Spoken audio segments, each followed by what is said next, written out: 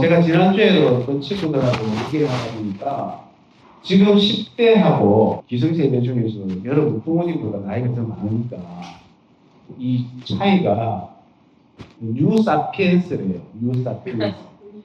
그러니까 서로 뉴사피엔스인 거야. 그러니까 뭐 이렇게 좀 견해가 틀리고 이런 수준이 아니고 새로운 종족인 거지. 그런데 그 중에 보면 돌연변이가 있어. 돌연변이들은 지금 10대들이 가지는 어떤 핑크 제너레이션, 이 손가락 하나만 다 되는, 다른 거 안 움직이고 휴대폰만 찍어죠. 이 디지털 세대의 어떤 특성도 갖고 있지만 다른 특성을 갖고 있어요. 뭐 예를 들면 책을 읽는다든지. 아니 세상에 책을 읽는 지금 디지털 세대가 어디 있어요?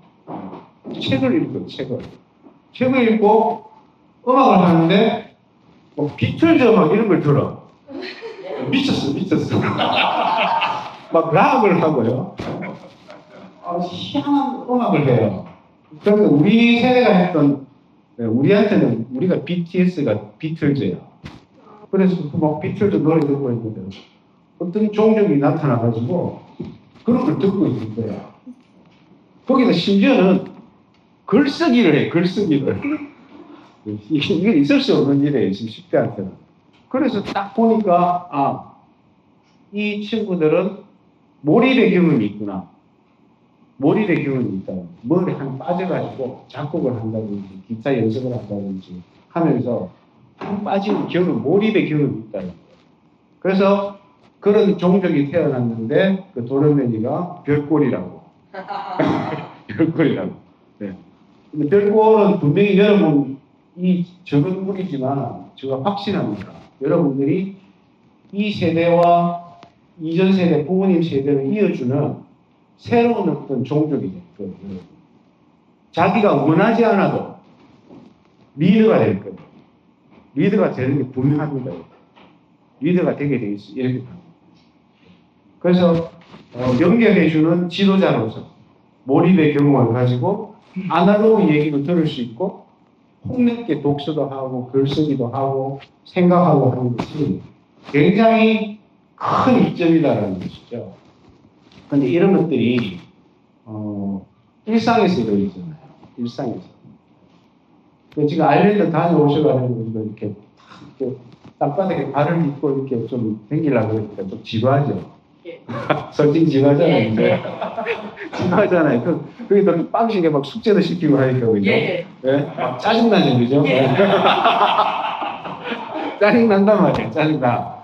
그게 일상이야. 짜증나고, 지루하고, 그런 게 일상이라는 거죠. 근데 일상에서 혁명이 일어나더라고요. 일상에서 새로운 것이 나타나고, 일상에서 깨달음이 나타나고. 뉴턴이라는 과학자가 일상에서 지루해가지고 이렇게 앉아있는데, 사과나무에서 사과가 뚝 떨어졌어요. 그걸 통해서 깨달아가지고 중력의 법칙을 발견한 거잖아요. 그럼 아리키데데스라는 사람이 목욕탕에 있다가 자기가 쏙 들어가니까 물이 넘쳤어. 자기 무게만큼. 그걸 통해서 구력을 발견했어요. 그러면서 유레카 그러거든요. 유레카 하면서 얼굴 보고 막 튀어나왔고 좋아가지고 유레카 하고 미친놈처럼 뛰어댕겼어요.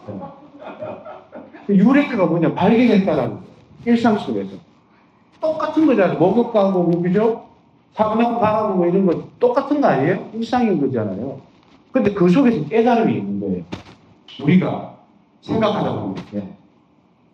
그리고 일상 속에서는 우리가 무대에 나서기 위해서라도 지루한 연습을 해야 되는 거잖아요. 늘지도 않아. 하면 막 좀 늘어야 되는데, 제 친구 막 늘었는데 난 늘지도 않아. 막 조바심도 나고, 그죠? 하지만 그렇게 하다 보면 어느 순간 팍 비약해요. 어느 순간 자기도 모르게 올라가는 순간이 있다. 그런 비약의 즐거움도 발견하게 하는 것이 일상이다. 그래서 일상 속에서 킬링 타임을 하지 않고 시간을 죽이지 않고 내가 시간의 주인이 되어서 살아가는 연습을 해야 된다. 하는 거죠. 저는 10대 때 사실은 이렇게 이쪽에 제 인생의 매핑, 지도를 그렸어요.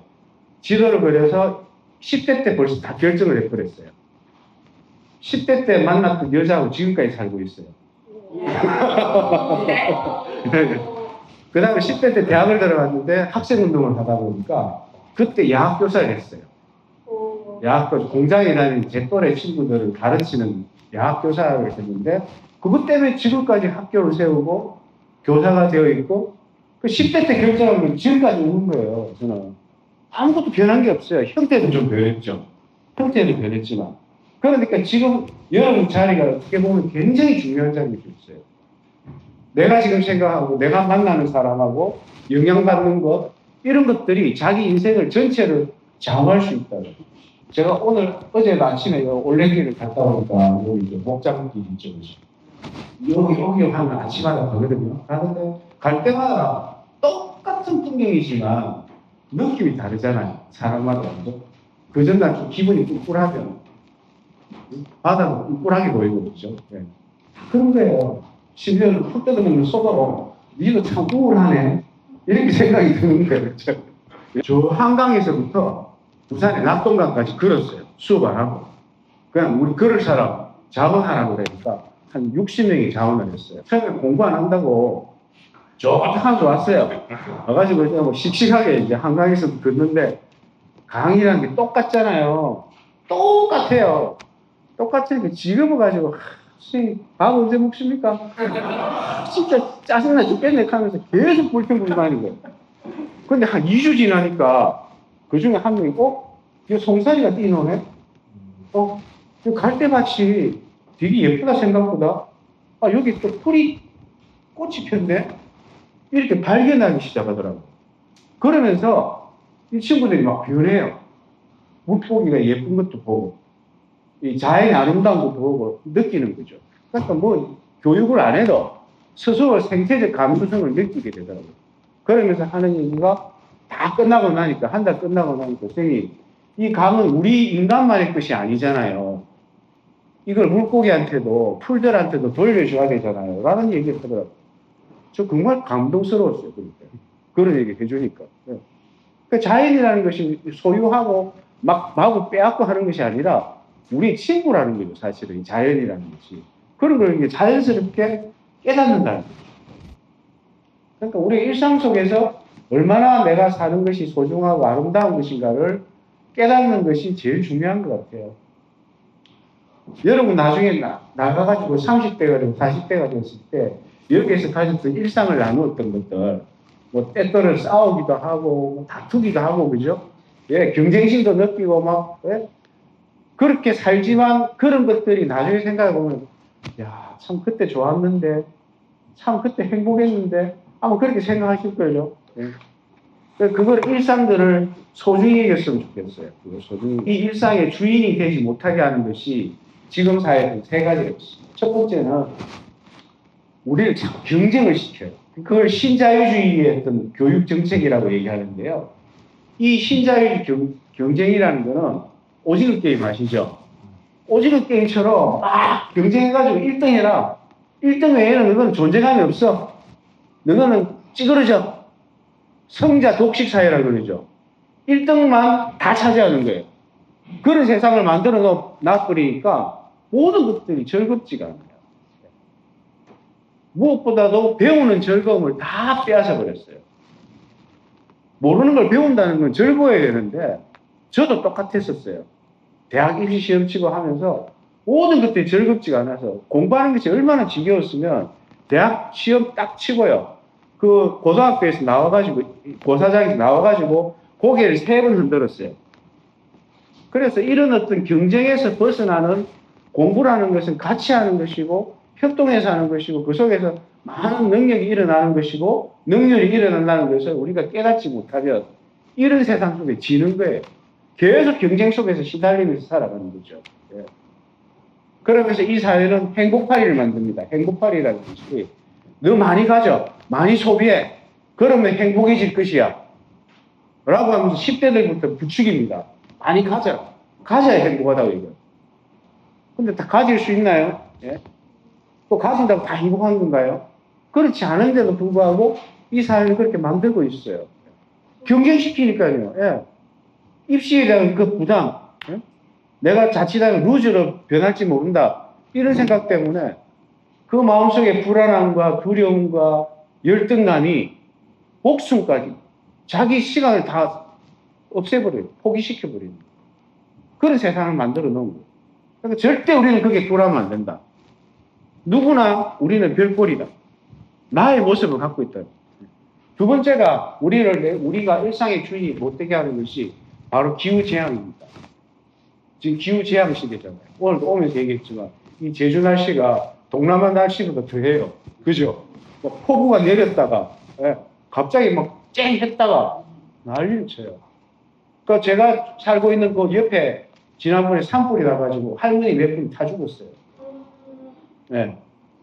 산불 다 죽었고요. 또 산청이라고 거기 우리 분리 나온 학교 옆에도 산불이 나고 그 다음에 홍수가 나고 또 죽고 또 죽고. 이 기후재앙 때문에 그런 거예요. 어디도 안전할 수 없어요. 그건 뭐냐면 우리의 시간을 송두리째 빼앗긴다는 거죠. 우리 생명을 빼앗긴다는 거죠. 생존을 걱정해야 될 시대라는 지금. 이 대량 생산과 대량 소비와 대량 폐기의 사회 속에서 우리가 살아오는데 이렇게 계속 가도 되나?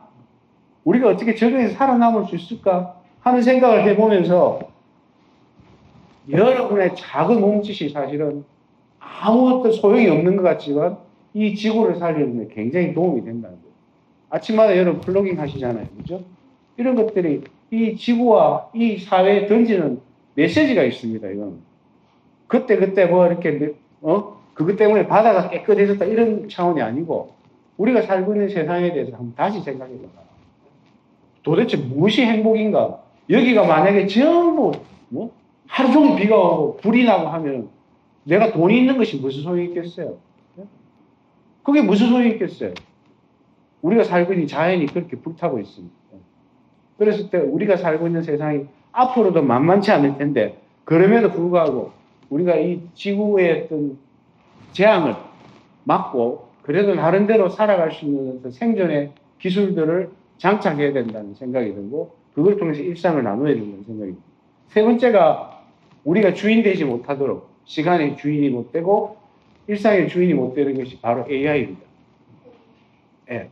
AI를 도구로 쓰면 정말 좋은 거라고 생각이 들어요. 그런데 어느 순간 되면 여러분은 안 그렇겠지만 자기의 사소한 결정조차도 다 AI에게 맡겨버립니다.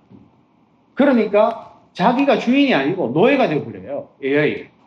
특히 지금 생성 AI가 되고 나서는 결국은 우리가 기계의 노예가 되지 않을까라는 걱정을 실제적으로 굉장히 많이 하고 있습니다. 미래학자들은. 대학생들도요. 점심 때 뭐 먹을까? 책보다 더 물어봐요. 그리고 점심 때 뭐 먹으라 그러면 그거 먹어요. 진짜 그래요. 그리고 사소한 결정뿐만 아니고 중요한 도덕적 결정조차도 그거 맡겨버려요. 자기가 스스로 자기 주인이 아닌 거예요. 인생에. 다 결정권을 AI한테 줘버리는 거예요. 그래서는 안 된다는 거죠. 이거는 내가 주인이 돼가지고 AI를 잘 써야 되는데 잘 쓴다는 것은 질문을 잘 한다는 것입니다. 그렇지 않습니까? 그랬을 때 내가 질문을 잘해야 된다. 비판적 사고를 가지고 정확한 정보를 받을 수 있도록 질문을 잘 해야 된다. 질문하는 능력을 길러야 됩니다. 그러면은 거기에 따라서 우리가 새로운 어떤 세상을 구현할 수 있다는 거죠. 그렇게 해서 우리가 이 세 가지 어떤 우리가 주인이 되지 못하게 하는 것들을 그런 세상 속에 살고 있구나 하는 것들을 생각하면서 세상을 살았고 일상을 나누었으면 좋겠어요. 그래서 우리도 언젠가 수염 고래처럼